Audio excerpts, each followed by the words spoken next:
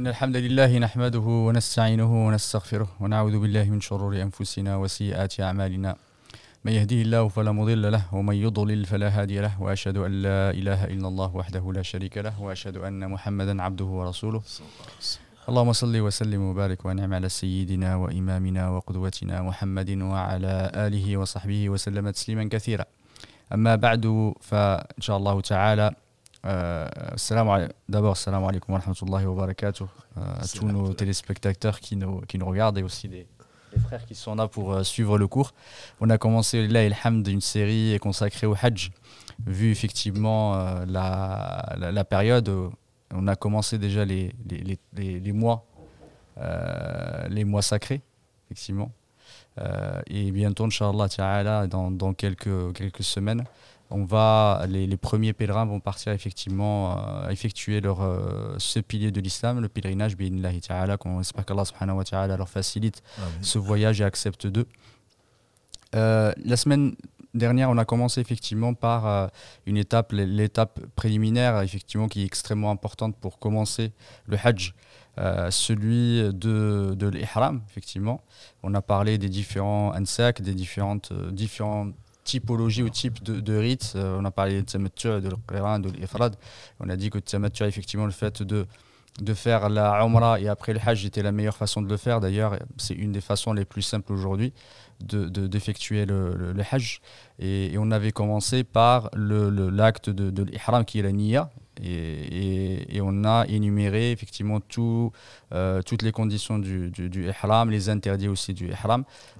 Et on est arrivé, on a aussi évoqué d'autres éléments, mais on est arrivé juste avant, alhamdoulilah, le commencement de la Umrah, dans le cadre du Tamattu'. Et ça va être, Inch'Allah, le sujet de notre live aujourd'hui, c'est comment on effectue la Umrah de façon générale, alhamdoulilah, pour celui qui y va, parce que ça va marcher pour les deux, celui qui fait le Tamattu', mais aussi celui qui fait une Umrah. Du coup, Cheikh, barakallahu fih. Salam alaikum, Cheikh. Jazakallahu khairan pour ta présence, effectivement, pendant ce live, et pour tes explications claires et qui va nous permettre, alhamdoulilah, de nous savoir un petit peu plus sur la façon de faire ce pilier, de la façon de bien l'accomplir. Barakallahu fik, et je te laisse, Allah ta'ala, commencer effectivement le cours. Bismillah, alhamdulillah, wa salatu wa salam ala rasulillah. Donc, barakallahu fik, Mohamed, d'avoir organisé donc ce cours on est dans le 3e épisode. On sait que le Hajj, alhamdulillah, est un pilier, comme tu l'as rappelé, très important. Et donc, il mérite, comme toute adoration, une science et ensuite une mise en pratique, puisque la science de ce que l'on pratique comme adoration est indispensable, comme l'a dit le prophète sallallahu alayhi wa sallam. Talabul ilm farida ala kulli muslim. Donc, rechercher la science est une obligation pour chaque musulman. Par conséquent, on se doit donc de bien comprendre, et c'est pour cela que nous sommes là, alhamdulillah, pour accompagner les futurs pèlerins, que ce soit ceux de cette année ou plus tard. Comme tu as dit, la Umrah, les piliers donc, de la Umrah sont de 3. Donc les Hiram, dont on a parlé la semaine dernière. Il y a donc ensuite le Tawaf. Et il y a le Sa'i, entre Safa et Marwa. Donc pour celui qui fait que la Umrah, alhamdulillah, ou qui la sépare également du Hajj, donc Tamattu', ou qui l'inclut, de toute façon. Donc on est arrivé par l'un des miqats. Donc, soit on l'a fait dans l'avion, hier soir, la semaine dernière, on était dans l'avion, voilà, ou alors on est venu par bus, de Dhul Hulayfa, pour ceux qui sont passés d'abord par Médine. C'est les deux possibilités pour, en tout cas, les pèlerins d'Europe, en tout cas de France. Voilà. Donc là, on va arriver, Inch'Allah, à la Mecque. Et on est déjà en état d'ihram. C'est la raison pour laquelle on fait semblant déjà d'être en état d'ihram pour très peu de temps, Inch'Allah. Et qu'Allah accepte les pèlerins d'hier et d'aujourd'hui. Donc on va arriver à la Mecque, alhamdulillah, par n'importe laquelle des voies, et donc on va aller directement à la maison sacrée. C'est pourquoi on est arrivé. Il n'est pas exclu non plus qu'on puisse transiter par l'hôtel. Ça, il faudrait pas. C'est pas parce qu'on est rentré par la Mecque qu'il faut absolument aller au Haram. Mais bien entendu, on est supposé soit aller directement au Haram, soit on va à l'hôtel déposer donc ce qu'on a à faire, régler les petites affaires, et ensuite venir donc pour faire sa Umrah, donc en commençant par le Tawaf, donc le Tawaf d'arrivée. Donc Tawaf al-Qudum, et donc on va arriver à à la Kaaba. Quand on voit la Kaaba, bien sûr, pour ceux qui la voient pour la première fois, même pour la énième fois, c'est toujours un profond respect, une grande vénération, parce qu'il faut savoir que Allah l'a béni, et n'est béni que ce qu'Allah a béni. Je recommande vraiment, ce n'est pas du tourisme qu'on va faire, on va faire une adoration. Donc c'est la première maison, comme Allah le dit, subhanahu wa ta'ala, c'est la première maison qui lui a été dédiée, qu'il a acceptée sur son ordre, donc construite par Ibrahim alayhi salatu salam et son fils Ismaïl. Donc en arrivant, donc, avec quel que soit, on rentre généralement par Bab Salam, je ne sais pas quelle est l'organisation pratique, mais peu importe. On arrive donc à la Kaaba en état d'ihram. On sait que pour les hommes, et on va peut-être le montrer, mais c'est relativement facile à faire. Donc c'est 2 pièces, comme on a dit la semaine dernière. Pour les femmes, c'est tout. C'est leur habillement normal, sauf donc, le visage et le visage et les gants. Voilà. Donc qui ne doivent pas être couverts, de toute façon. Et donc, une fois qu'on arrive, on va commencer par, si on arrive à trouver une prière en cours, parce que ça peut toujours arriver, on fait la prière avec eux. Il ne faut pas trop se compliquer la vie. Et si on arrive entre 2 prières, donc on va directement à la Kaaba. Et donc, on va commencer le tawaf, qui est le premier élément de cet endroit, ou le deuxième plutôt, le tawaf, donc le qudum. On va commencer directement, si on peut. Avec le Covid peut-être, mais si on ne peut pas, on se met, alhamdulillah, tout a été très bien indiqué, du début comme à la fin. Et par conséquent, soit on est au rez-de-chaussée, entre guillemets, donc il y a des lampes vertes qui indiquent, que ce soit au premier niveau, au rez-de-chaussée, que ce soit au premier ou au deuxième, des lampes vertes qui indiquent donc l'alignement de la pierre noire. Et c'est le point de départ. Donc on n'a pas besoin de se précipiter, tout est très bien expliqué, c'est simple.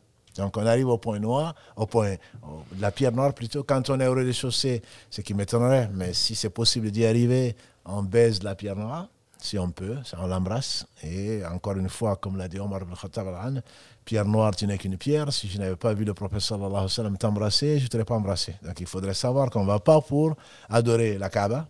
On en a parlé peut-être au début, et il faut insister dessus. La Kaaba est donc un élément, une maison qui ne peut rien pour elle-même. On l'honore parce qu'Allah l'a honoré. Et donc, on embrasse la pierre noire si on peut. Sinon, on pose la main dessus, sur la pierre noire. Et encore une fois, avec les bousculades et le reste, ça va être très difficile de le faire. Le plus important, justement, c'est de savoir que Allah a facilité les choses. Donc, il faudrait bousculer l'esprit même du tawaf et du hajj en général. Si on veut bénéficier donc, du pardon d'Allah, de l'acceptation de l'œuvre, il faudrait vraiment ne pas ni élever la voix, ni bousculer quelqu'un, ni par la voix, ni par les gestes. Donc il faudrait être extrêmement précautionneux, surtout quand c'est vraiment de la patience, quand on a affaire à un certain nombre de gens qui sont ignorants et qui voient pas l'esprit plutôt, qui voient que la lettre. En tout cas, c'est très bien d'en reparler.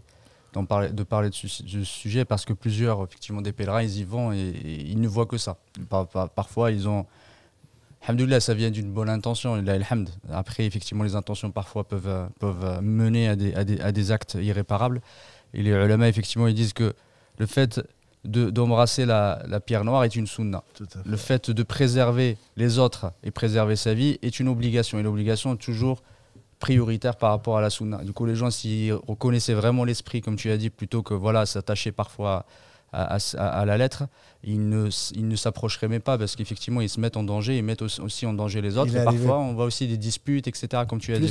Plus que les disputes, moi, j'ai vu déjà les soldats ou le policier en train de ramasser le sang à côté de la pierre noire. Voilà, donc Allah nous préserve et... Amin. Effectivement, barakallahu fik de l'avoir rappelé, il faut qu'on le rappeler, parce que ça a arrivé plusieurs fois qu'il y a des frères, malgré les conseils, ils y aillent, effectivement, se mettant en danger les autres, parce que le prophète alayhi salatu wassalam l'avait bien dit à un de ses compagnons, il lui avait dit effectivement qu'il était fort et assez imposant. Il ne fallait pas effectivement qu'il aille déranger et mettre en danger la vie des autres. C'est un exemple que le prophète alayhi salatu wassalam a donné, et c'est une injonction, un conseil qu'il a dit le prophète alayhi salatu wassalam à un de ses compagnons. Et c'est un conseil qu'on doit donner aussi à nos frères. N'allez pas effectivement à se mettre en danger, à mettre en danger la vie des autres, effectivement, et et elle risquait peut-être même d'annuler cette adoration, comme tu as dit la dernière fois, les gens qui sortaient les couteaux se battre, c'est inadmissible. C'est inadmissible. C'est juste impensable. Oui, mais ça arrive. Le fils d'Adam, qu'Allah nous préserve. Si tu peux, effectivement, on commence effectivement par la pierre noire, c'est le début du tawaf. Donc le tawaf, c'est la circumambulation autour de la Kaaba. Donc ça commence, comme l'a dit le professeur, c'est une prière. Il faut savoir que c'est une prière, donc on comprendra pourquoi il y a un certain nombre de choses. C'est une adoration, donc la première des choses, comme dans toute adoration, c'est l'intention. Oui, donc c'est l'intention, c'est pas de c'est pas de s'échauffer autour de la Kaaba, c'est pas de la gym. Donc c'est vraiment l'intention qui n'a pas besoin, comme on l'a vu dans la prière ou autre, qui n'a pas besoin d'être formulée. Donc c'est vraiment dans le cœur, on sait pourquoi on est arrivé jusque-là. Donc devant cette maison magnifique, donc on a l'intention de suivre la sunna du prophète sallam pour plaire à Allah seul dans le cadre donc de la Umrah qu'on s'est imposé et que, alhamdulillah, l'invitation d'Allah subhanahu wa ta'ala, donc on n'a pas besoin de formuler quoi que ce soit. L'intention est dans le cœur. On a dit, il est sunna de toucher la pierre noire si on peut, de l'embrasser sinon de la toucher. Et dans un hadith d'Ibn Omar disait qu'effectivement il avait touché, il avait embrassé la main. Tout à fait, le fait de le toucher, parce que ce qu'il faut comprendre, c'est qu'ils seront proches, mieux regarder sur Internet, parce que pour être vraiment proche, c'est compliqué, donc très compliqué, et en plus les gens, celui qui rentre la tête, souvent soit il laisse la tête, soit il laisse le corps. Voilà, donc on le retire de là, et ils n'ont pas compris que l'esprit n'est pas là, et ils oublient les milliers de gens qui attendent. Donc parfois ils ont l'impression probablement de faire tous les doigts, pensent qu'ils sont au paradis. Voilà. Donc, si on a l'occasion, c'est vraiment, il faut le faire de façon la plus éphémère possible et penser aux autres. Donc, soit on a, alhamdulillah, Allah donne ce qu'il veut à qui il veut, on arrive à rentrer la tête et l'embrasser, soit alors on met la main, comme tu l'as dit, et embrasser la main. Sinon, à n'importe quelle distance, on lève juste la main au niveau donc, de la lampe verte. Et on est donc en perpendiculaire à la pierre noire. On lève la main, on dit Bismillah, Allahu Akbar. Bismillah, Allahu Akbar. C'est comme si, alhamdulillah, Allah subhanahu wa ta'ala nous a permis de le faire. Et donc l'islam, il a facilité. Et après ça, c'est le premier pilier du tawaf. L'intention, je dis. L'intention. Ensuite, il est sunna de lever la main, dire Allahu Akbar. Tout ceci en état d'ihram, bien entendu. Voilà, pour les femmes, le problème ne se pose pas. Et donc ensuite, il y a d'autres piliers sans lesquels le tawaf n'est pas valable. Parmi lesquels, donc, on a commencé par dire, le prophète sallam, il dit que le tawaf, c'est comme une prière. C'est les conditions, tu veux parler des conditions les conditions du tawaf, plutôt. Les conditions du tawaf, voilà. Parmi les conditions du tawaf, c'est comme la prière. Exactement. Simplement qu'on peut parler, et quand on parle, on dit que du bien. Oui, totalement. Voilà. Donc ça, il faudrait savoir qu'on n'est pas... c'est comme quand on écoute l'imam donc le vendredi, on est en prière, voilà, mais là, on ne parle pas. Là, il est permis de parler, mais de ne dire que du bien. Donc, la deuxième condition, c'est d'être en état donc, de pureté. D'état de pureté, puisque c'est comme une prière. Cela nous amène à, même si on a fait plusieurs tours et qu'on a perdu les ablutions, on se doit de sortir sans bousculer qui que ce soit, de refaire les ablutions et de revenir. Voilà, donc, et de commencer à nouveau au niveau de la pierre, noire, la lampe. Même si on avait fait 3 quarts du circuit, on recommence, donc on ne compte que le complet. Voilà. Donc ça, c'est la deuxième condition. La troisième condition, c'est que bien entendu, on ait couvert les parties à couvrir, les parties intimes. Juste en revenant à la pureté, c'est les deux. Ça veut dire qu'il faut avoir aussi ses ablutions. C'est que la pureté, effectivement, le hadath, et aussi effectivement, avoir effectivement de ne pas être en état de janaba ou en état pour les effectivement pour les sœurs aussi qui sont indisposées. Absolument. Et aussi les ablutions, ça veut dire qu'il faut avoir ces ablutions avant comme pour la prière.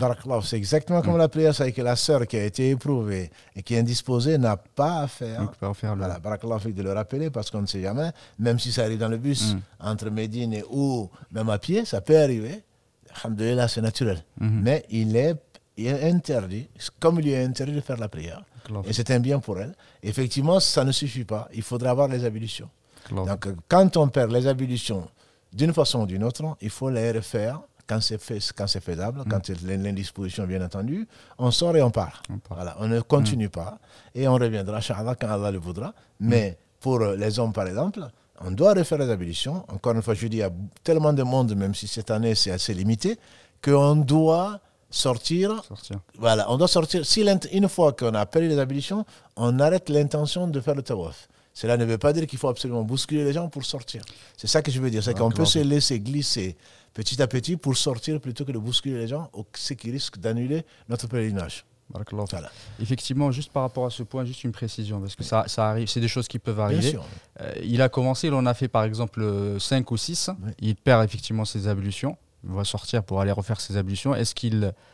Il y a la question quand il est au milieu d'un shout, ça veut dire du circulation, à quel moment est-ce qu'il repart là où il était, où il refait depuis la pierre noire, c'est le faire complet.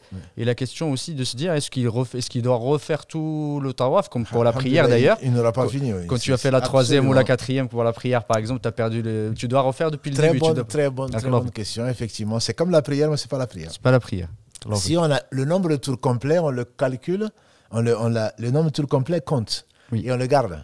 Contrairement à la prière, effectivement, dans la prière, si on est même dans le tashahhud, qu'on a perdu les ablutions, on recommence toute la prière. Alors que là, le tawaf, si on en a fait 4, qu'on a perdu les ablutions, ou 5 complets, on compte donc ce qu'on a fait. Et quand on refait les ablutions, on revient à la pierre noire, au niveau de la pierre noire, et on complète à 7.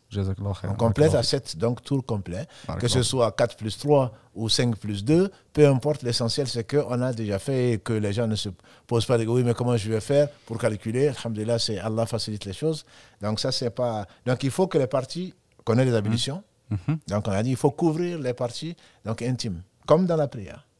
C'est-à-dire qu'on n'a pas à se présenter comme les polythéistes le faisaient avant, dans leur reproche, voilà, de ne pas de se présenter. Avant, ils le faisaient même nu. Oui, effectivement. Le hadith du prophète, donc ça, c'est absolument indécent, c'est impudique et Allah l'a interdit. De toute façon, il y a peu de chances pour qu'on puisse le faire sans passer par un hôpital psychiatrique. En tout cas, on risque d'être assez vite saisi. En revanche, ça arrive parfois que les gens qui mettent mal leur ihram. Ça arrive souvent. Et effectivement, ils ne couvrent pas toute la aura. Je parle d'en dessous des... C'est typiquement le cas en dessous du nombril. En dessous, tout à fait. C'est malheureusement, on voit des gens, on se demande effectivement, mais bon, on n'a pas à se poser des questions. C'est les Bédouins. C'est vraiment des Bédouins de France ou d'ailleurs. Hein, je veux dire, c'est pas parce que c'est les Bédouins que ce sont des Arabes. Des gens, effectivement, parfois, qui n'ont aucune pudeur. Voilà, quand on voit le nombril, on voit peut-être même en dessous. Bon, ça, bien entendu, c'est la aura qui n'est pas couverte. Non seulement c'est impudique, mais en plus, je veux dire, le tawaf n'est pas valable. Oui, voilà. Donc ça, il faudrait vraiment que les gens se rappellent. Et pas trop le stress. Bon, on va se mettre des aiguilles, on va se mettre des épingles, on va se mettre partout. Le plus important, c'est de veiller à couvrir donc sa aura. Et c'est relativement simple, alhamdulillah. Si tu peux juste rappeler la aura, parce qu'effectivement, certaines personnes, parfois, ils ont des doutes, ils ne savent pas. Parce que la aura est devenue un mot français maintenant. Ils doivent nous féliciter pour ça. Donc, c'est la partie intime de l'homme. Pour l'homme, c'est tout ce qui dépasse, c'est tout ce qui est entre le nombril et les genoux. Voilà. Mais il est déconseillé de ne pas couvrir les épaules. Et ça, on le verra, Inch'Allah, dans le Tawaf al-Qudum. Ce qui est conseillé de faire, ce qui est sunna. Mais la aura en temps normal, donc, et même là, hein, mais dans la prière et ailleurs, même quand on est en habit d'ihram, il faut couvrir les épaules. Le prophète sallam a déconseillé de découvrir, même si la prière reste valable. Oui, pour la prière, effectivement. Pour la prière. Je veux dire, par exemple, on est en train de faire le tawaf et on appelle à la prière. Qu'est-ce qu'on fait? On ne va pas continuer. On a fait l'appel à la prière, on continue à faire le tawaf. Mais une fois qu'on dit qad qamati salah, on s'arrête là où on est. Et comme on est autour de la Kaaba, alhamdulillah, tout est qibla. On n'a pas besoin de se diriger spécialement quelque part. On se dirige vers la Kaaba et on fait la prière. Voilà. Et ensuite, on reprend de là. On n'a pas besoin de repartir de la pierre noire. On reprend de là où on est et on continue donc le tawaf. Donc ça, c'est une des conditions. Une autre condition, c'est qu'il faudrait que le tawaf que l'on fait soit à l'intérieur de la mosquée sacrée.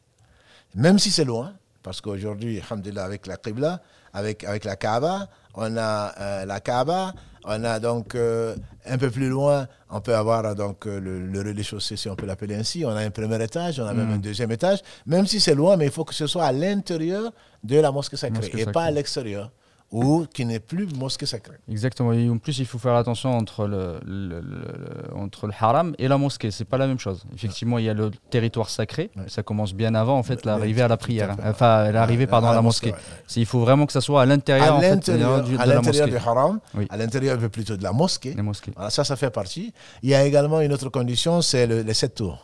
Ouais, ça, on en a dit tout de suite. C'est 7 tours. Et les pauvres coranistes, ils ne se trouvent pas dans le Coran, ils trouvent dans la Sunna du prophète sallam. Celui qui en fait 6, non seulement son hajj n'est pas valable, mais son tawaf n'est pas valable, donc son hajj n'est pas valable. C'est qu'ils ne veulent prendre que ce qui est dans le Coran. Donc ça, c'est on prend du prophète sallam, ce qu'Allah lui a donc révélé.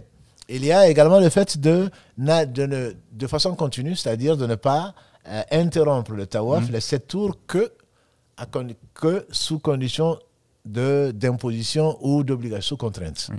J'entends par là, on a fait 2 tawaf, on est fatigué, ça peut se comprendre, on peut se reposer un peu et reprendre. On a soif, on veut aller boire. Voilà, on a soif, on s'arrête, on boit de l'eau Zemzem qui est partout, alhamdoulilah, on marche et on continue à son rythme. Mais allez faire 5 tours, bon, maintenant, je me repose un peu, je vais prendre un café. Oui, c'est ça. Par exemple, puisqu'il n'y a personne pour surveiller, écoute, je sors, je vais prendre un café, je vais manger un peu, après, je vais reprendre. Oui, sinon, je m'arrête, je vais faire circat. Voilà, je vais faire exactement surrogatoire. Après, je continue. Non, on peut faire la prière obligatoire, bien entendu, et on doit la faire. Et en dehors de ça, donc, si ce n'est pas vraiment une obligation, une contrainte, on doit la faire de façon continue. Voilà, ça, ce sont des conditions qui sont obligatoires pour la validité du tawaf, en espérant que je n'ai pas oublié. Alhamdoulilah, je pense que tu as fait effectivement l'essentiel. Et une des sunnan aussi, est-ce que le fait de se rapprocher de la Kaaba est une sunna? Parce que quand on voit le prophète, si on suit la sunna du prophète, il était toujours à côté parce qu'il touchait à la fois la pierre noire, il a fait même sur le chameau, ou la monture, etc. Je ne connais pas là le fait d'être à côté. Bien entendu, si on peut toucher la pierre noire chaque fois, c'est une sunna. Chaque fois que l'on fait le tour, de toucher la pierre noire si on peut. Mais là, dans ces conditions, si on l'a vu une fois dans sa vie, je dirais que c'est très bien. Voilà. Parmi les sunnans aussi, c'est le fait de toucher le coin yéménite. Le coin yéménite, on n'a pas la carte ici, mais quand on prend la porte, prend la porte de la Kaaba comme point de repère, ensuite on a le Hijr Ismaïl, qui est le demi-cercle, qui fait partie de la Kaaba normalement. Comme l'a dit le prophète sallam, si je ne craignais, voilà, il y a Aïcha, si je ne craignais que ton peuple ne comprenne pas, ils viennent seulement de sortir de la Jahiliya, j'aurais cassé la Kaaba et je l'ai reconstruit sur les bases et j'aurais intégré le Hijr Ismaïl. Hijr Ismaïl, donc c'est le demi-cercle qui est ouvert, alhamdoulilah, où des gens courent aussi, se bousculent pour aller prier à l'intérieur. Et ça, je ne connais aucune sunna dedans. Il y en a encore pire, si il cause du tort aux autres. Voilà. Donc on ne doit pas rentrer dedans. D'avoir pensé. On ne doit pas rentrer. Celui qui rentre, il ne peut pas d'abord, premièrement, parce qu'il y a beaucoup de monde. Et de toute façon, il ne pourra pas rentrer. Mais si dans le tawaf, dans un des tours, on a voulu faire vite, et qu'on est rentré dans le Hijr, le tour ne compte pas. C'est vraiment le tour complet, y compris donc le Hijr Ismaïl. Quand on dépasse le Hijr Ismaïl, le coin yéménite, c'est celui qui suit. C'est celui qui est entre le Hijr Ismaïl et la pierre noire. En fait, c'est juste celui avant la pierre noire. C'est celui avant la pierre noire. Voilà, c'est celui avant la pierre noire, c'est peut-être plus simple. Celui avant la pierre noire, le toucher est une sunna, mais ce n'est pas du tout une obligation. Et encore moins, mes frères et sœurs, ceux qui sont là en train de s'accrocher à la Kaaba. Ils ont même été obligés, je pense qu'on les voit sur les photos récentes, obligés de remonter l'habit. Parce que les gens s'accrochaient dessus. Oui, totalement. Et je ne dis pas les gens qui ont envoyé leur t-shirt pour frotter la Kaaba, pour la baraka, ou des choses comme ça. C'est vraiment, ce sont des bid'at. Il n'y a vraiment pas à discuter. C'est vraiment des choses, ce sont des innovations qu'Allah nous en préserve. Et donc, avec ce t-shirt, je ne sais pas ce qu'on va en faire. En tout cas, bref. Donc, ça, c'est le tawaf avec les sunnans. Quand on a terminé le 7e, il est donc sunna. On a oublié une sunna. Avant, c'était l'invocation entre le coin yéménite et le... Et pas seulement l'invocation d'ailleurs. Une sunna, c'est tout le long. C'est ça. Tout le long, voilà. Tout le long du tawaf, c'est, comme l'a dit le prophèt, c'est comme la prière, mais on dit que du bien. On peut parler, c'est que du bien. Donc on doit faire beaucoup d'invocations. Il n'y a pas d'invocation spéciale, entre guillemets, à dire. J'ai oublié ceci. Les gens vont malheureusement ils sont en train de lire, ils tiennent absolument à la lettre. Oui, totalement. Voilà, ils inconviennent, ils dérangent les gens qui sont à côté, ils le font à tue-tête et parfois même ils ont un guide Oui, qui répète. Qui dit les oui. choses et il répète derrière. Allahumma, Allahumma, Rabbana, Rabbana, Atina, Atina. Voilà, ils ne savent même pas ce qu'ils disent. Hein. Tous les gens qui sont à côté ne cherchent qu'une chose, c'est les dépasser. Parce qu'on n'arrive même pas à se concentrer. Là, on doit faire beaucoup d'invocations pour eux et aussi pour nous, Inch'Allah. Voilà, beaucoup d'invocations. Et le plus simple, enfin, ce qui résume tout, c'est la banatina fi dunya hasana, wa fil akhirati hasana, wa qina adhaban nar. Donc, ce qui est connu et qu'on en prend. Exactement, c'est entre le coin yéménite, ça s'appelle le sunna, entre le coin yéménite et la pierre noire. Et la pierre noire en particulier. Mais durant tout le tawaf, il est bon d'invoquer Allah. Toute forme de dhikr, d'invocation surtout. La récitation du Coran également est permise. Oui, voilà. Totalement. Donc, alhamdulillah, si on a fini de réviser le Coran et qu'on n'a plus d'invocation à faire pour nous, alhamdulillah, au moins qu'on demande à Allah, Rabbana atina fi dunya hasana, oh Allah, notre Seigneur, donne-nous une belle part dans ce bas monde, belle part dans l'au-delà, et préserve-nous du châtiment de l'enfer. Donc, alhamdulillah, c'est une invocation qui résume tout. Et il est plus que conseillé donc de ne pas s'ennuyer, de faire beaucoup d'invocations. Et la meilleure, certainement, c'est la ilaha illallah, wahdahu la sharika la, et le reste, donc, subhanallah, alhamdulillah. Et c'est qu'on connaît du Coran et on peut revenir, si on ne connaît pas beaucoup, on peut toujours revenir dessus. Pour Allah ahad, c'est le tiers du Coran. Exactement. Voilà, donc il faudrait ne pas s'ennuyer encore moins, j'ai dit surtout aujourd'hui, des gens avec leur portable en train de faire des reportages, entre guillemets, sur WhatsApp, et regarde là où je suis. Yani, subhanallah, est-ce que dans la prière, tu vas peut-être qu'on va y arriver, hein, dans la prière avec des vidéos, ils sont là en train de faire des vidéos, en train de faire le tawaf. Voilà, pour montrer ça. Les gens prient des fois, les gens ils prient, lui ils prennent le téléphone et ils filment. Ils prennent le téléphone et voilà, je suis là, en fait, voilà, reportage en direct. Hein. C'est le cas vraiment de le dire et ça n'a pas de sens. Ça n'a vraiment pas de sens. C'est avec émotion, c'est avec dévotion. Si les larmes peuvent sortir, qu'elles sortent. C'est vraiment le moment où les larmes doivent sortir. Et si ce n'est pas le cas, au moins que le cœur soit présent, qu'on demande, qu'on supplie, pas seulement demander, qu'on supplie Allah subhanahu wa ta'ala d'accepter. Et c'est ce qu'a fait Ibrahim, alayhi salatu wassalam, alors qu'il est garanti de l'acceptation. Donc ça, c'est vraiment un moment extrêmement important. Quand on a fini ça, et on n'a certainement pas fini encore les sunan, donc il est bon d'aller à... Excuse-moi, juste revenir effectivement au tawaf. Ouais. Le début, effectivement, à la pierre noire, on se met en face, effectivement, et après on tourne. C'est dans quel sens tourner? Parce qu'on n'en a pas parlé aussi. Ça fait partie des conditions. Même si là, on voit, de toute façon, il faut suivre. Pas le choix. On n'a pas le choix. On ne peut pas aller en sens inverse. Mais effectivement, c'est laisser donc la Kaaba à sa gauche, voilà, et donc tourner dans le sens contraire des aiguilles d'une montre. Celui qui veut faire le contraire, je pense qu'il ne va pas y arriver. Donc effectivement, ça fait partie des conditions, de cette condition, c'est de laisser la Kaaba donc, à sa gauche et de faire donc le tour de la Kaaba et arriver à 7 et ça finit également, ça commence par la pierre noire et ça finit par la pierre noire. Barakallahu fik. Quand on commence effectivement, on voit beaucoup des fois des personnes qui lèvent les deux mains, ou parfois qui font effectivement, ils embrassent comme ça, ou ils embrassent la main, ou ils font comme ça. Exactement, c'est assez, disons, alhamdoulilah, ça fait sourire. Bon, c'est les gens qui ne savent pas, c'est pour cela que dans un pays comme l'Indonésie, pour ne pas faire de publicité, ne sont sélectionnés pour le Hajj que quand ils passent un examen. Oui, tout à fait. Et je trouve que ce n'est pas une mauvaise idée. Exactement. Bon, nous, on ne va pas le demander ici aux pèlerins d'ici, mais je pense que c'est une exigence, je trouve que ce qui est salutaire. Ils ne sont sélectionnés que les gens qui ont passé l'examen et qui ont eu, bien entendu, l'examen. Parce que c'est une obligation. On n'y va pas pour le tourisme. Peut-être que tout ce que tu as fait avec tes 10 000 euros, peut-être qu'Allah n'a pas accepté. Donc, c'est vraiment important. Ceux qui ne savent pas, alhamdoulilah, ils ont... grâce à Allah, des gens qui savent, qui demandent ici, avant de partir, qui demandent aux gens qui les accompagnent, et même au haram, ce ne sont pas les savants qui manquent. Il faut poser les questions. Il faut poser les questions pour ne pas tout perdre. Du coup, juste avec la main, effectivement, la plupart des fois c'est compliqué, du coup on est loin, on lève la main et c'est tout, on dit Bismillah, Wallahu Akbar. On dit Bismillah, Allahu Akbar et on n'a pas besoin. Parce que ça peut prendre 100 mètres là. Oui. Les gens ils commencent avant pour être sûrs. Oui, sûr de ne pas dépasser. Et donc ils continuent jusqu'à la porte. Oui, comme ça. Voilà, ils continuent. C'est en vidéo, ça va être assez amusant, mais bon. Si c'était pas plus sérieux que ça, on en aurait rigolé. Mais c'est. Du coup, ça c'est le premier. Bismillah, Allahu Akbar. Du coup, on tourne de toute façon tous les coins, le Chami et le coin. Le deuxième, parce que Yéménite, c'est le Yéménite avant. troisième, j'ai oublié le nom. Effectivement, il n'y a rien, on fait rien. Il n'y a rien, sauf le dhikr jusqu'au point minute. Effectivement, soit on le touche, mais si on ne peut pas le toucher, on ne fait rien. On ne fait rien, absolument. Au point minute, on n'a pas besoin de le lever la main. Voilà, de le saluer et encore moins bousculer les gens. C'est surtout cet esprit. Je pense que je ne dis pas c'est la partie la plus importante, mais vraiment se dire, voilà ce qu'Allah subhanahu wa ta'ala a aimé, voilà ce qu'Ibrahim alayhi salam il y a comme des millénaires avant la naissance du prophète sallam, voilà ce qu'il a construit. C'est tout simplement très impressionnant. Et voilà c'est pourquoi Allah m'invite. Donc je viens visiter sa maison avec beaucoup de présence du cœur si c'est possible. Du coup,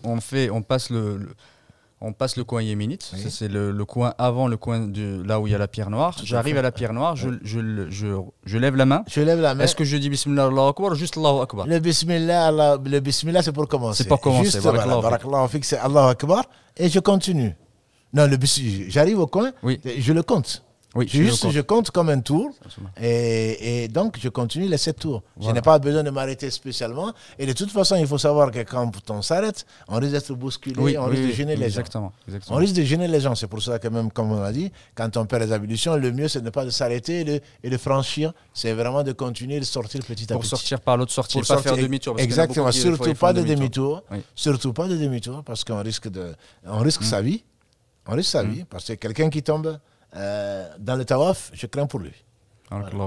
Donc Jazakallah khair. On commence effectivement, Bismillah Allahu Akbar, on fait le tour. Oui. On arrive au coin, à la pierre noire, on s'arrête, on me lève la main, Allahu Akbar, ça c'est un tour. Ça c'est un tour. Et on en fait autant. Jusqu'au 7e.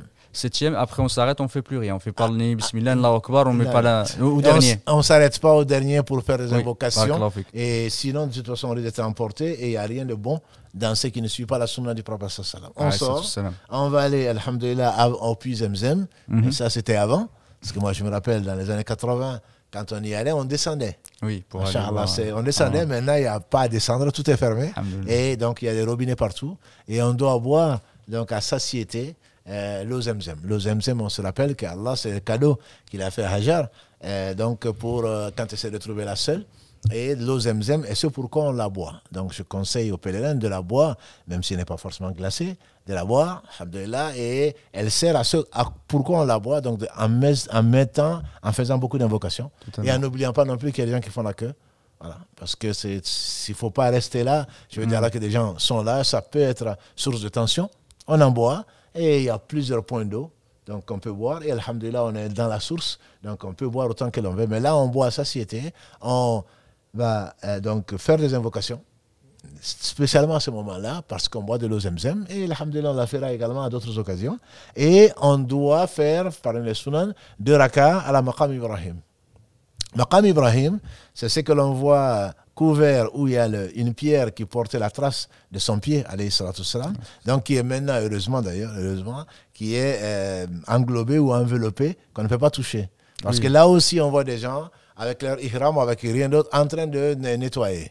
Au moins, ça ne doit pas être sale. Ça, j'en suis convaincu. Voilà, ici, accroche. Ils sont là en train de nettoyer, alors qu'on ne leur a rien demandé. Je pense que c'est dans les années 60, à mon avis, qu'ils avaient mis le... Il me semble, c'est dans 67 ou... Qu'Allah bénisse les gens qui ont pensé. Celui qui a pensé, effectivement. Parce que vraiment, c'est une catastrophe. Quand on voit ce qu'il y a là-bas, moi, je me rappelle encore dans les années 80, quand les gens pouvaient encore faire 2 rakas. Aujourd'hui, si tu fais 2 rakas là-bas, alhamdulillah, on fait 4 takbirat, comme le disent les anciens, en plus sur toi, tu es mort. Si tu veux faire 2 rakas là-bas, parce que moi, je tiens à la sunna, moi c'est Maqam Ibrahim, alhamdulillah, il se peut que Allah ait déjà décrété ta mort là-bas.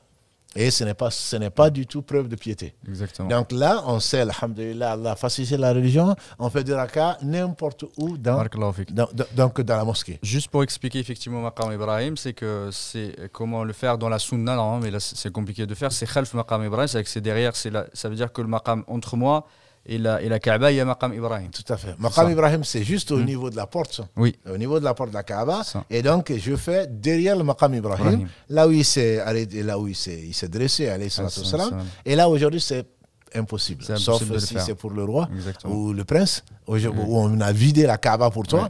Et ça, soit pour toi, soit c'est Internet, soit tu es rêvé. Parce qu'aujourd'hui, c'est pratiquement impossible. Et donc, n'importe où tu fais 2 rakas. 2 rakas. Et, alhamdulillah, Ce qui est sunna également, c'est de lire la Fatiha, Qul ya ayyuhal kafirun, Fatiha, Qul Allahu ahad. Mais ce n'est pas une obligation, il est sunna de le faire à ce niveau-là, comme dans le Fajr, par exemple. Donc ça, c'est possible. Ensuite, donc, on va à nouveau boire de l'eau Zamzam si tu trouves la place, faire des invocations, et donc on a fini ce tawaf-là avec les conditions et les sunan, si ma mémoire est bonne. Du coup, ça, c'est le premier pilier, enfin le deuxième pilier après les haram, la niya. Ouais. Et c'est le tawaf. Et là, on va commencer le troisième pilier. On va commencer le troisième pilier, donc il y a le sa'i entre Safa et Marwa. Et donc le sa'i en Safa et Marwa, il y a une partie historique, mais on n'a pas le temps certainement. On en a parlé, alhamdoulilah. Je pense que tu parles de l'histoire de Hajar. On en a parlé le premier cours. Qu'Allah la bénisse. Amin. Et donc une mère, encore, qu'est-ce qu'une mère, qu'Allah bénisse nos mères, est stressée en cherchant de l'aide pour son bébé. Donc Ismaïl, et qui a fait donc, tu as raison, c'est 300 mètres, 7 fois, à la recherche de l'aide d'Allah, et l'aide d'Allah est proche. Effectivement, elle est venue. Et donc par l'envoi de Jibril alayhi salam, et donc il a creusé par une de ses ailes donc le puits, donc Zemzem. Donc on va commencer, comme on dit, on va partir, donc là, on va commencer par là où Allah a commencé. Inna Safa wal Marwa min sha'airillah. Safa et Marwa font partie donc des signes, des symboles d'Allah. On commence par la Safa. Et donc on monte sur Safa, entre guillemets, qu'on ne monte pas. En réalité, il n'y a plus rien. Il n'y a plus rien, juste on peut regarder par-dessus et on voit ce qu'il en reste. Et encore pour combien de temps, Allahu Alam. Donc il ne reste plus de monticule, mais il y a des symboles, donc tout est marqué. Ici commence Safa. Donc on va à Safa et à ce moment-là, encore une fois, la première condition, c'est l'intention. C'est que je ne vais pas pour regarder le mont, pour prendre des photos, etc. J'y vais en tant qu'adoration. Ça, c'est dans le cœur. Alhamdulillah, ça, c'est la première des conditions.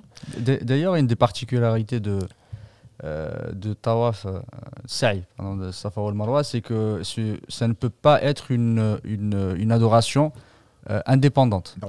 Elle suit toujours le Tawaf. C'est ce que je voulais dire comme deuxième condition. C'est que la première condition, je vais faire le Sa'i, donc la course entre Safa et Marwa, mais je ne peux la faire que après un tawaf. Voilà, c'est juste après le tawaf qu'il faut, juste après, autant que faire se peut. Il ne s'agit pas de mettre, de chronométrer. Voilà. Mais on y va. Alhamdulillah, les conditions, il y a des ascenseurs, il y a des escaliers roulants. On y va calmement, voilà, calmement. On attend quelqu'un peut-être, mais on ne va pas encore une fois faire un tour, en train de prendre un café ou autre chose pour venir. Donc, il ne faut pas laisser le temps. On ne rentre pas à l'hôtel. On ne rentre pas à l'hôtel, exactement. Ah, tiens, j'ai oublié mon portable, ou d'avertir ma mère. Voilà. Donc, on va directement au Sa'i, à Safa.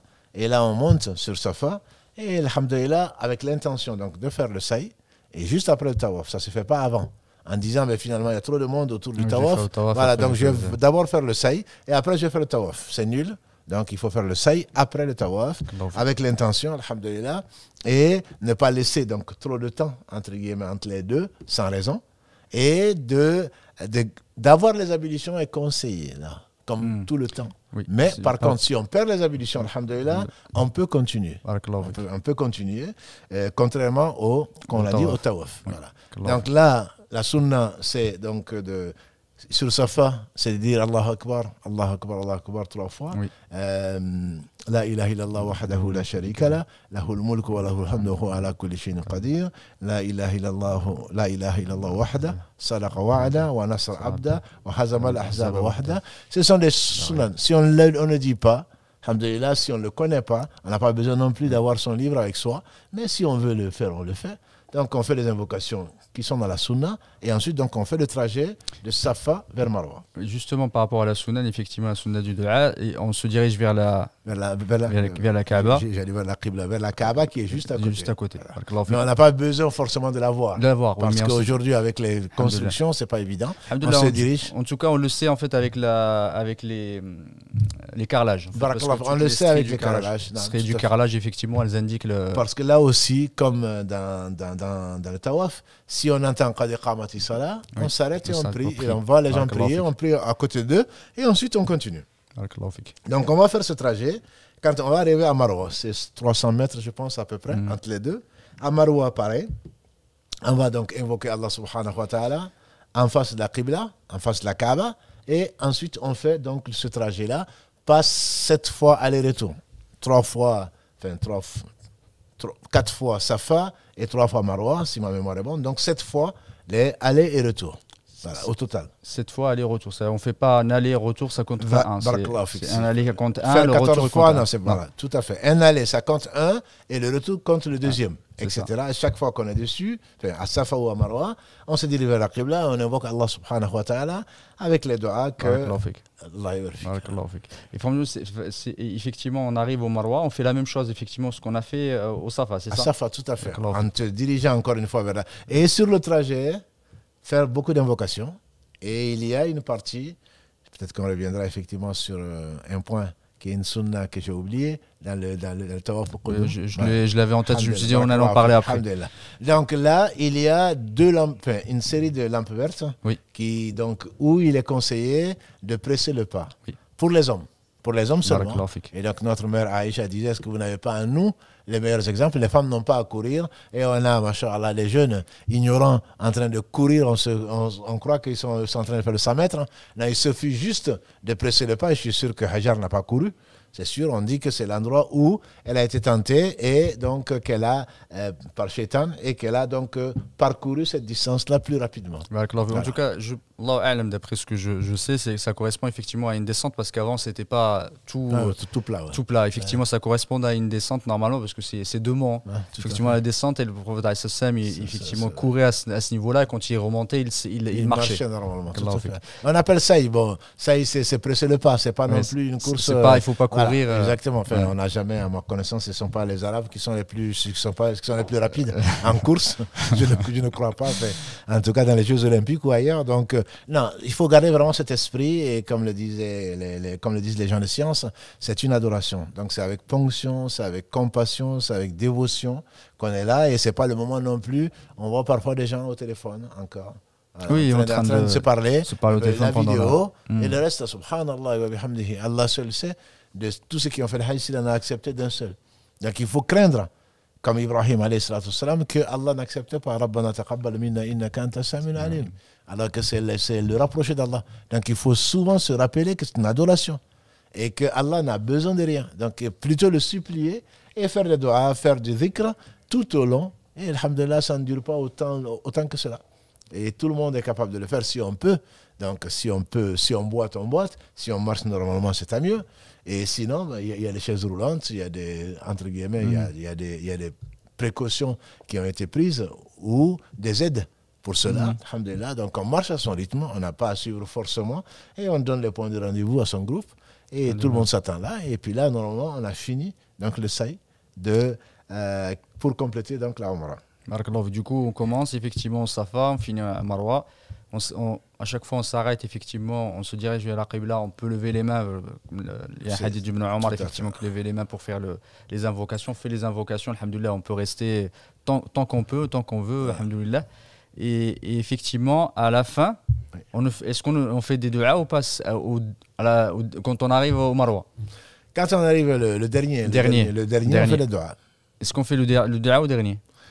On fait le doha dans les 6, entre guillemets. Oui, quand on arrive au 7e, on a fini. On a fini, on fait rien. Il n'y a pas de doha spécial où on s'arrête. Bon, parce que c'est la fin. Les gens, ils ont tendance à... Voilà. Mais à l'intérieur, on est en adoration. On a fini le 7e, donc c'est terminé. Là, à ce moment-là, on se désacralise pour ceux qui sont... Barakallahu fik. Du coup, on revient juste au tawaf par rapport à ce qu'on avait oublié, les sunnas, et après on termine par... D'accord, il y a une sunna pour les hommes. Là encore que pour les hommes en arrivant... On connaît aussi l'histoire, quand le prophète sallam, Allah, dans sa sagesse, a voulu quand ils sont arrivés à Hudaybiyah et qu'ils ont voulu aller juste faire la Umrah, que les Mécois polythéistes leur ont refusé. Ils ont quand même signé le pacte de Hudaybiyah qui leur permettait de revenir l'année d'après pour la Umrah. Quand ils sont venus, et Allah sait tout, il a révélé au prophète sallam que il y a ce que les Mécois disaient. Les Mécois sont sortis comme promis, ils sont sortis sur les monts ou sur la montagne autour. Ils ont dit, regardez, ces Médinois, entre guillemets, sont venus fatigués pas la peste, mais avec la maladie, etc. Et le prophète sallam a demandé à ses compagnons d'accélérer le pas. Donc, ce qu'on appelle le ram. Et donc, quand on arrive, voilà, il y a 2 sunan dedans. Le fait de faire les 3 premiers tours sur les 7 pour le tawaf al-Qudum seulement, pour les 3 premiers tours, à un rythme en petite foulée. Une petite foulée avec les pas rapprochés. Voilà, avec les pas rapprochés et rapidement. encore une fois, avec le monde qu'il y a, je ne suis pas sûr qu'on puisse faire une petite foulée. Je ne suis pas sûr. Mieux vaut faire semblant et surtout faire donc la sunna dans sa tête, dans son cœur, plutôt que de bousculer les gens. Parce que la petite foulée, j'en ai pas vu beaucoup. C'est compliqué. Sinon, on fait du surplace. Voilà, c'est pratiquement impossible. C'est une sunna, ça veut dire que c'est important, mais en même temps, ce n'est pas une condition. Donc ça, c'est une sunna pour seulement le tawaf d'arriver. Bon, ce qui est également une sunna, c'est donc pour le tawaf d'arriver, c'est donc l'habit de l'ihram, donc c'est de montrer l'épaule droite. Si tu peux nous montrer. Voilà, si je reconnais l'épaule droite, c'est bien ça. Donc, c'est de faire passer l'ihram comme ça. Et de montrer l'épaule droite, ce qui ne veut pas dire, c'est là seulement où c'est permis, alors que dans la prière, normalement, il faut cacher. Donc, on montre l'épaule droite et on le fait donc pour le tawaf d'arrivée. Tout le tawaf. Tout le tawaf, parce que c'est le tawaf d'arrivée. Et ensuite, pour la prière, et pour ailleurs, il faut donc se couvrir. Voilà. Si on oublie, alhamdoulilah, Allah ne nous en veut pas, mais on verra. Parce qu'il y a certains, on le voit en dehors, ils sont toujours presque découverts. Ils restent comme ça. Ils restent comme ça, presque priés comme ça. Ce n'est pas du tout, c'est de l'ignorance ou de l'oubli, je l'espère, mais ce n'est pas du tout sunna. En tout cas, oui, c'est surtout que le prophète l'a interdit effectivement de prier avec une épaule découverte. C'est comme hier ou avant-hier, un ignorant, il prie avec son t-shirt là. Et donc, je viens le voir après. Je dis, c'est sunna de. Il me dit, ouais, la aura, c'est entre. Je dis, oui, mais la aura, pas dans la prière. Et il dit, mais dans le tawaf. Je dis, mais c'est particulier au tawaf. Voilà. Donc, c'est des gens. Donc oui, voilà, il a appris une chose. C'est l'orgueil. C'est l'orgueil. Qu'Allah nous réforme. C'est l'orgueil. Et surtout que c'était juste un conseil. Je n'ai pas dit que la prière n'était pas valable. Juste pour dire. Certains ulama d'ailleurs qui disent que c'est pas valable. Voilà, non, mais parce que tu as consciemment désobéi. Mais moi, je pensais que c'est quelqu'un qui ne savait pas. Je voulais faire du bien. Et alhamdoulilah, j'ai fini par partir. Alhamdoulilah, qu'Allah nous réforme. Amin. Voilà. Donc, une fois qu'on a fait ce tawaf, on l'a oublié. Allah a voulu peut-être pour qu'on insiste encore plus dessus. Alhamdoulilah, ce n'est pas une obligation, les femmes n'en parlons pas, bien sûr, ce n'est que pour les hommes. Les femmes n'ont à rien découvrir du tout. On ne sait jamais, mieux vaut le préciser. Voilà, donc elle doit être couverte, on ne doit voir que le visage et les deux mains. Et ensuite, donc, on a fait le saï, Allah l'a facilité. Et après le saï, donc on a fini le 7e. Et on se coupe on soit fait une coupe, soit on se rase. Si ce n'est que la umrah. Si on pense quelques jours après faire le hajj, à ce moment-là, donc on peut se couper les cheveux, mais le prophète sallam a dit au moins pour la umrah, il a dit qu'Allah fasse miséricorde aux gens qui se sont rasés, les gens qui sont coupés les cheveux, ils ont dit les gens qui sont coupés aussi, il a dit qu'Allah fasse miséricorde aux gens qui se sont rasés, ils ont dit les gens qui sont coupés aussi. Et la troisième fois, il a dit qu'Allah fasse miséricorde aux gens qui se sont rasés. Et ils ont dit les gens qui sont coupés aussi. Et il a dit les gens qui sont coupés les cheveux aussi. Donc il suffit. Il ne faut pas que nos sœurs se rasent. Ce n'est pas une sunna du tout. Donc il suffit, alhamdoulilah, de prendre une mèche ou l'équivalent de, je ne sais pas, une phalange. Pour le couper, c'est terminé. Quant aux hommes, alhamdoulilah, s'ils peuvent se couper les cheveux, se raser, c'est mieux pour eux. Mais sinon, le fait donc d'enlever des cheveux volontairement, c'est qu'ils sont désacralisés.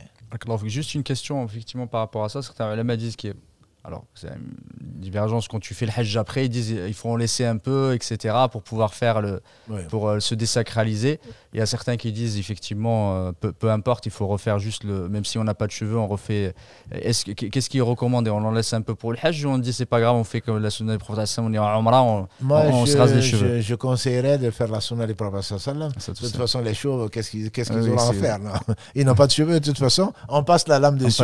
Voilà, et alhamdulillah, il y en a qui sont économes, ils amènent donc de quoi se raser, et entre pèlerins, ils se le font. Sinon, bon, ça coûte, je ne sais pas combien de rials. Ça, c'est une question d'ailleurs, c'est celle d'après, est-ce qu'on a le droit de le faire avant, etc. Ça, c'est une autre. Ça, c'est une autre chose. C'est un autre sujet. Non. Effectivement, c'est de se couper.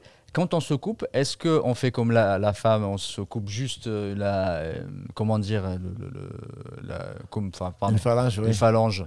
ou est-ce qu'il faut qu'on se coupe partout Alhamdulillah, sur la tête? barakallahu fik, c'est une très bonne question. Soit on rase, le problème ne se pose pas. Oui, Voilà. Allah Donc fait. on a tout enlevé. Soit on prend, effectivement, on se coupe de partout. De partout. Pas barakallahu fik. seulement une partie. Voilà.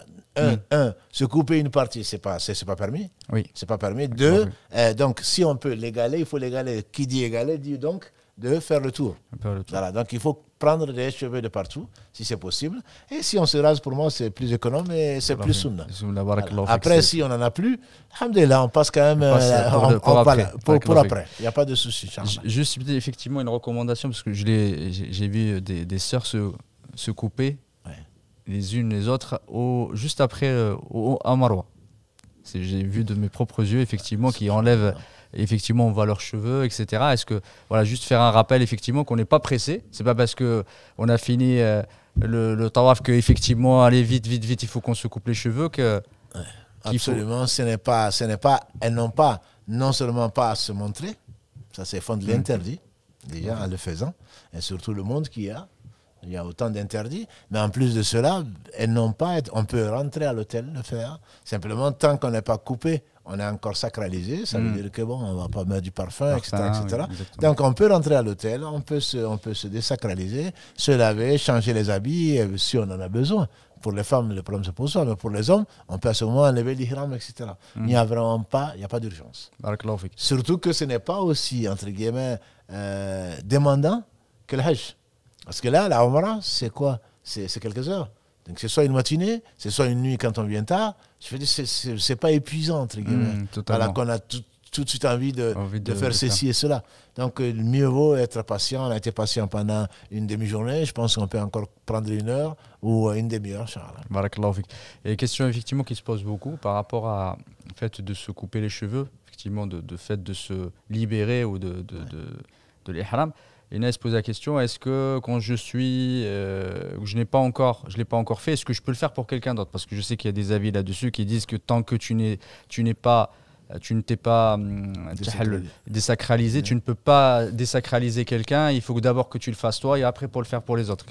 Est-ce que c'est quelque chose qu'on doit faire, qu'on doit éviter ou... Comme tu dis, s'il y a divergence, de toute façon, mieux vaut éviter. Ça, c'est toujours le mieux. Après, chacun a ses arguments. Chacun a ses arguments. Mais une fois que tu as fait, que tu as fini Marwa, tu peux raser quelqu'un et vice-versa. Après, bon, si les savants divergent, qui sommes-nous pour choisir les avis dessus? Voilà. Du coup, vaut mieux le faire pour soi. Pour soi et ensuite le faire pour quelqu'un d'autre. Au moins, on sort de la divergence. Barakallahu On sort de divergence. Jazakallahu khairan. Est-ce qu'il y a d'autres éléments effectivement qu'il faut éviter? Pour toi, est-ce qu'il y a des sunan ou est-ce qu'effectivement on a englobé tous les éléments relatifs à la Umrah du bon accomplissement de la Umrah? Je pense, Wallahu alam, que si on reste surtout dans l'esprit, de ne pas voir que la lettre, on a pu oublier peut-être des choses. Ouais. Mais le plus important, les conditions ont été dites tant du tawaf que du sa'i. Mais après, les sunan, pour moi, c'est surtout la présence du cœur. Il ne faut pas oublier, c'est vraiment le plus important, puisque c'est pour cela qu'on y va. Après, je ne vois pas quel sunan on a oublié, mais il y en a peut-être. Je ne sais pas s'il y a des questions.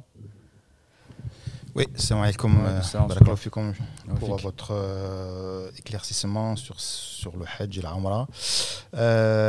Il y a une question, alors ça va être peut-être difficile à y répondre, mais elle a été posée, on va essayer d'apporter quelques éclaircissements dessus. Quelle est la durée de la Umrah? Alors, peut-être à partir du moment où on met les haram, je ne sais pas, donc je ne sais pas si on peut répondre à cette question. Et ça dépend si tu viens à pied. du point des rames, tu vas mettre plusieurs jours pour y arriver. Maintenant, si la durée d'une Umrah, si on la prend du Tawaf Qudum et faire le sa'i, ça dépend de la densité aussi. Donc, celui qui veut faire la Umrah pendant le Ramadan, on sait que c'est récompensé comme si on avait fait le Hajj avec le prophète sallam. Donc, il y a énormément de monde. Voilà, donc ça dépend vraiment de la personne, ça dépend de la période. Ça dépend du moment de la journée. Il est sûr que avant le Fajr, tu prends moins de temps Moi, je dirais, en moyenne, je dirais une matinée. J'ai oublié, ça dépend aussi si tu es accompagné ou pas. Quand tu es tout seul et que tu es jeune, ça peut aller très très vite. Mais quand tu accompagnes un groupe, parfois, il faut attendre, etc. Du coup, ça dure plus longtemps. Ça dure plus longtemps. Mais moi, je dirais en moyenne, il faut compter la matinée. Ça peut se faire en 3 heures. Ça dépend de, comme il a dit Mohamed, ça dépend de avec qui tu es, si tu es en forme, si tu n'as pas d'obstacle. Voilà. Oui, donc, ça dépend si tu l'as fait à quel étage. Exactement. Est-ce que c'est en bas où tu l'as fait. Parfois en haut, tu vas plus vite. Même si le périmètre est plus long, mais tu l'as fait plus vite parce qu'il y a moins de monde. Exactement. Voilà. Donc, c'est difficile vraiment de répondre à cette question-là. Mais alhamdoulilah, quand on y est, je pense qu'on n'est plus à 1 minute près. En tout cas, par rapport au Hajj ou Tamattu, il ne faut pas attendre. Quand on le fait, il ne faut pas attendre le 8e jour ou le jour de Arafat pour commencer à se dire non, il faut que je fasse la Umrah. Ça, c'est sûr. De toute façon, on sait que, comme on le verra la semaine prochaine, le 8 de l'Hijjah, on va quitter la Mecque. Donc, on va, pour celui qui a fait le moteur, donc il va se désacraliser après le Saï. Maintenant, on est à Safa, on est à Marwa, on s'est désacralisé. Donc, il ne faut pas attendre. Une fois qu'on arrive, le plus tôt, pas se débarrasser, mais le plus tôt serait le mieux. Serait le mieux donc, pour faire la Umrah. Ensuite, donc, on va à l'hôtel, on est désacralisé. Tout ce qui était interdit devient permis. Ça, c'est ça la désacralisation. Alhamdulillah, tout ce qui était interdit, que ce soit les relations si on est avec son épouse, que ce soit le parfum et tout le reste. Le mariage, exactement. Tout ceci devient donc permis.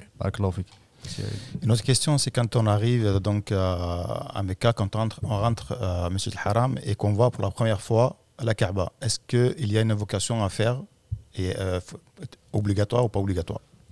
Obligatoire, non. Il n'y a pas d'obligation, mais il est clair, ça a été rapporté en tout cas, quelle est la valeur du hadith, ça a été rapporté que quand on arrive pour la première fois qu'on voit la Kaaba, il y a une invocation, mais moi je dirais l'invocation... Le hadith est très faible. Hein, voilà. Donc le hadith étant très faible, mais qu'on fasse une invocation, ça c'est permis, de toute façon, mais obligatoire, certainement pas. Obligatoire, certainement pas. Que l'on voit la Kaaba, que l'on soit déjà magnifié, que l'on soit enthousiaste, que l'on soit content, satisfait de son Seigneur de nous avoir appelés, ça c'est le minimum, je dirais, qui est demandé au cœur. Ensuite, que l'on demande à son Seigneur de nous faire entrer au paradis, alhamdulillah. On doit le faire partout, n'importe quand on se sent sincère. Après, dire qu'il faut absolument demander quelque chose à la Kaaba, sûrement pas. Donc il faut faire attention aussi aux termes, parce qu'il y a beaucoup de livres, enfin des livres, de brochures. Exactement. Les vrais livres de fiqh ne diront jamais ça. Mais ils ont reproduit un certain nombre de choses et on a écrit beaucoup de choses qui n'ont pas été vérifiées. Comme tu dis, le hadith est très faible, donc on n'a pas à, surtout, il faut lire si on peut, le sens et voir qu'on ne demande rien d'autre qu'à Allah seul.